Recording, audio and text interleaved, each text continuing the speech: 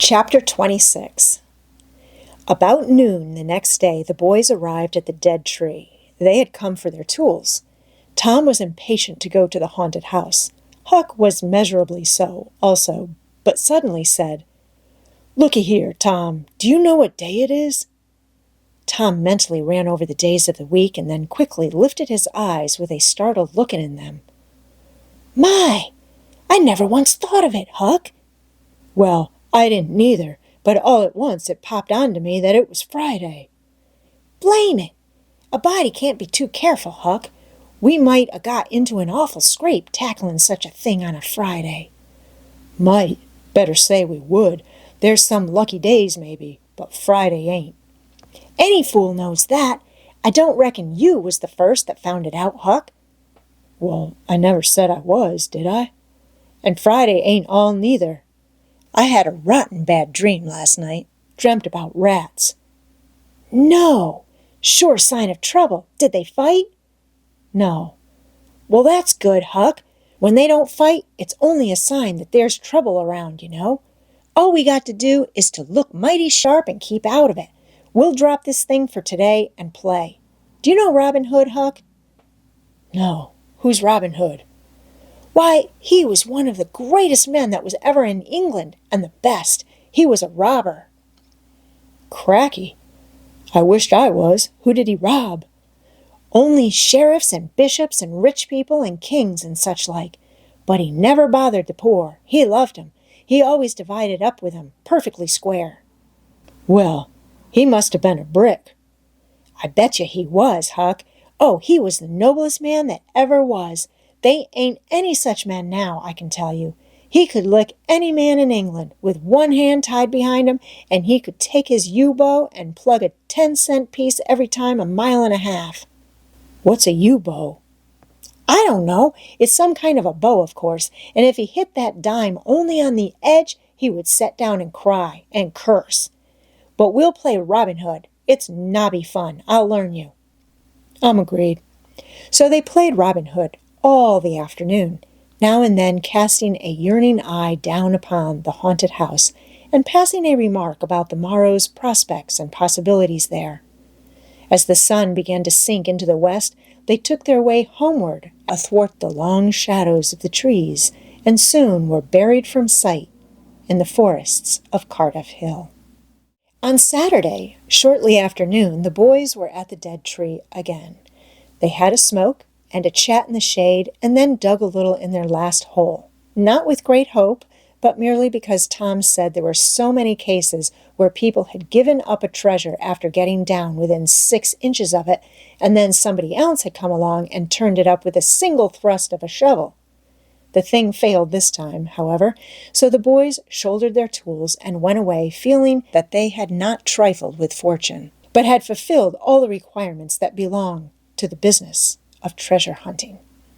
When they reached the haunted house, there was something so weird and grisly about the dead silence that reigned there under the baking sun, and something so depressing about the loneliness and desolation of the place, that they were afraid, for a moment, to venture in.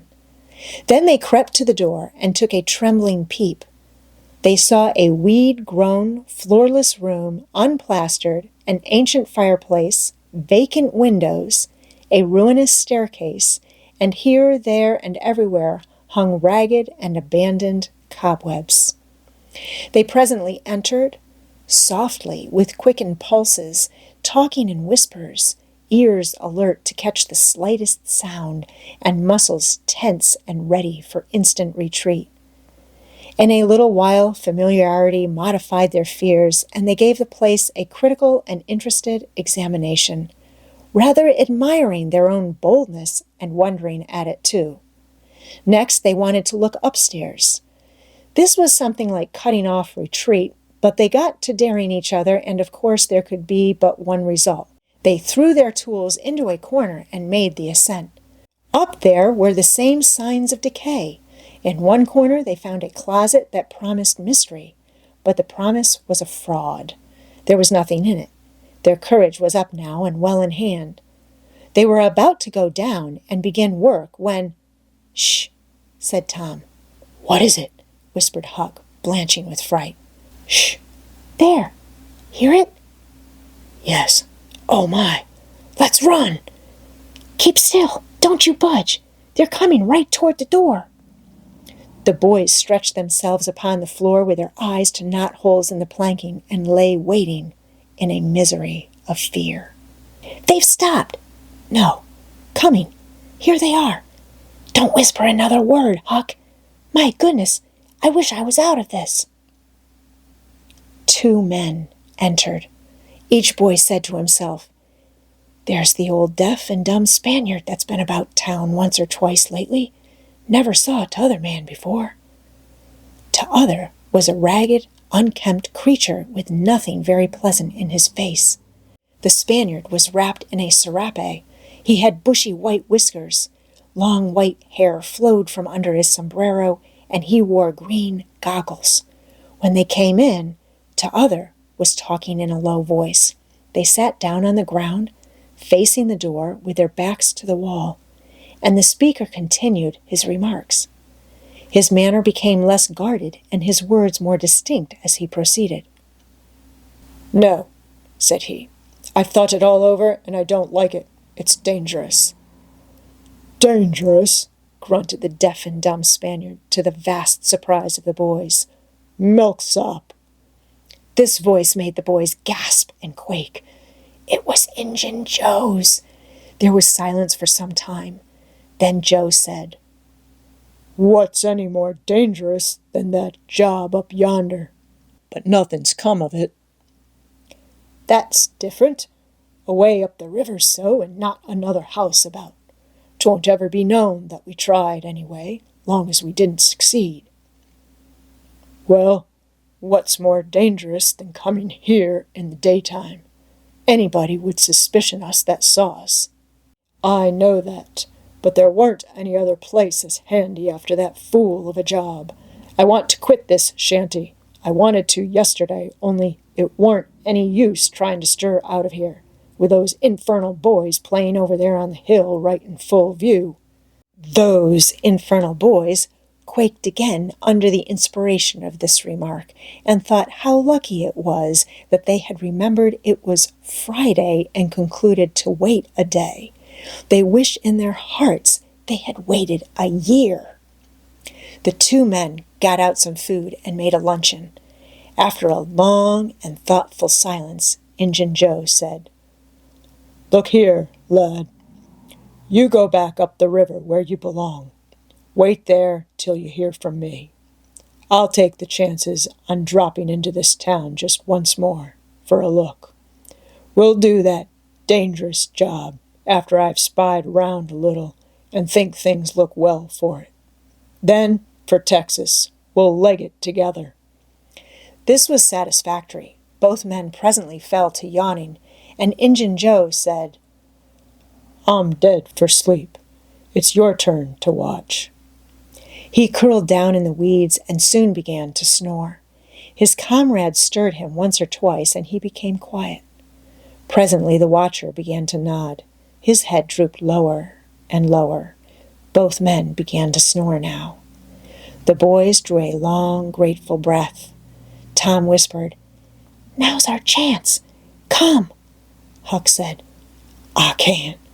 I'd die if they was to wake. Tom urged. Huck held back. At last Tom rose slowly and softly and started alone. But the first step he made wrung such a hideous creak from the crazy floor that he sank down almost dead with fright. He never made a second attempt. The boys lay there counting the dragging moments till it seemed to them that time must be done and eternity growing gray. And then they were grateful to note that at last the sun was setting. Now one snore ceased. Injun Joe sat up, stared around, smiled grimly upon his comrade, whose head was drooping upon his knees, stirred him up with his foot, and said, Here, you're a watchman, ain't you? All right, though. Nothing's happened. My, have I been asleep? Oh, partly. Nearly time for us to be moving, pard. What'll we do with what little swag we've got left? I don't know. Leave it here as we've always done, I reckon. No use to take it away till we start south. 650 in silver's something to carry. Well, all right. It won't matter to come here once more. No, but I'd say come in the night as we used to do. It's better. Yes, but look here. It may be a good while before I get the right chance at that job. Accidents might happen. 'Tain't in such a very good place. We'll just regularly bury it, and bury it deep. Good idea, said the comrade, who walked across the room, knelt down, raised one of the rearward hearthstones, and took out a bag that jingled pleasantly. He subtracted from it $20 or $30 for himself and as much for Injun Joe, and passed the bag to the latter, who was on his knees in the corner now, digging with his bowie knife. The boys forgot all their fears, all their miseries in an instant. With gloating eyes they watched every movement. Luck! The splendor of it was beyond all imagination. $600 was money enough to make half a dozen boys rich. Here was treasure hunting under the happiest auspices. There would not be any bothersome uncertainty as to where to dig. They nudged each other every moment, eloquent nudges and easily understood, for they simply meant, "Oh, but ain't you glad now we're here?" Joe's knife struck upon something. "Hello," said he. "What is it?" said his comrade. "Half-rotten plank, no? It's a box, I believe. Here, bear a hand and we'll see what it's here for. Never mind, I've broke a hole." He reached his hand in and drew it out. "Man, it's money." The two men examined the handful of coins. They were gold. The boys above were as excited as themselves and as delighted. Joe's comrade said, "We'll make quick work of this. There's an old rusty pick over amongst the weeds in the corner, the other side of the fireplace. I saw it a minute ago." He ran and brought the boy's pick and shovel. Injun Joe took the pick, looked it over critically, shook his head, muttered something to himself, and then began to use it. The box was soon unearthed. It was not very large. It was iron-bound and had been very strong before the slow years had injured it. The men contemplated the treasure a while in blissful silence. "Pard, there's thousands of dollars here," said Injun Joe. "'Twas always said that Murrell's gang used to be around here one summer," the stranger observed.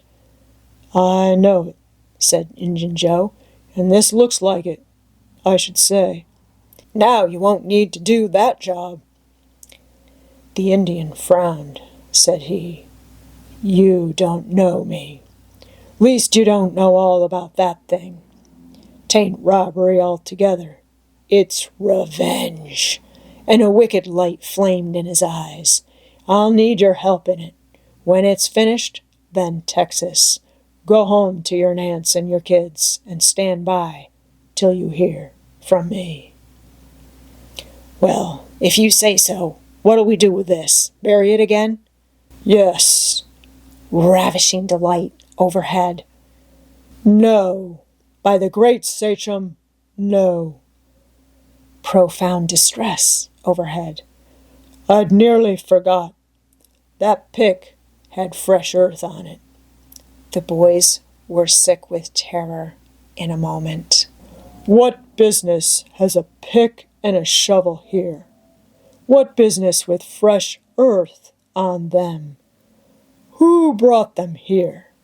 And where are they gone? Have you heard anybody? Seen anybody? What? Bury it again and leave them to come and see the ground disturbed? Not exactly. Not exactly. We'll take it to my den." "Why, of course. Might have thought of that before. You mean number 1? "No, number 2, under the cross. The other place is bad, too common." "All right, it's nearly dark enough to start." Injun Joe got up and went about from window to window, cautiously peeping out. Presently he said, "Who could have brought those tools here? Do you reckon they can be upstairs?" The boys' breath forsook them. Injun Joe put his hand on his knife, halted a moment, undecided, and then turned toward the stairway. The boys thought of the closet, but their strength was gone. The steps came creaking up the stairs. The intolerable distress of the situation woke the stricken resolution of the lads. They were about to spring for the closet when there was a crash of rotten timbers, and Injun Joe landed on the ground amid the debris of the ruined stairway. He gathered himself up, cursing, and his comrade said, "Now, what's the use of all that? If it's anybody, and they're up there, let them stay there. Who cares? If they want to jump down now and get into trouble, who objects? It will be dark in 15 minutes, and then let them follow us if they want to. I'm willing. In my opinion, whoever hove those things in here caught a sight of us and took us for ghosts or devils or something. I'll bet they're running yet." Joe grumbled a while. Then he agreed with his friend that what daylight was left ought to be economized in getting things ready for leaving. Shortly afterward, they slipped out of the house in the deepening twilight and moved toward the river with their precious box. Tom and Huck rose up, weak but vastly relieved, and stared after them through the chinks between the logs of the house. Follow? Not they. They were content to reach ground again without broken necks and take the townward track over the hill. They did not talk much. They were too much absorbed in hating themselves, hating the ill luck that made them take the spade and the pick there. But for that, Injun Joe never would have suspected. He would have hidden the silver with the gold to wait there till his revenge was satisfied, and then he would have had the misfortune to find that money turn up missing. Bitter, bitter luck that the tools were ever brought there. They resolved to keep a lookout for that Spaniard when he should come to town, spying out for chances to do his revengeful job, and follow him to number 2, wherever that might be. Then a ghastly thought occurred to Tom. "Revenge? What if he means us, Huck?" "Oh, don't," said Huck, nearly fainting. They talked it all over, and as they entered town, they agreed to believe that he might possibly mean somebody else, at least that he might at least mean nobody but Tom, since only Tom had testified. Very, very small comfort it was to Tom to be alone in danger. Company would be a palpable improvement, he thought.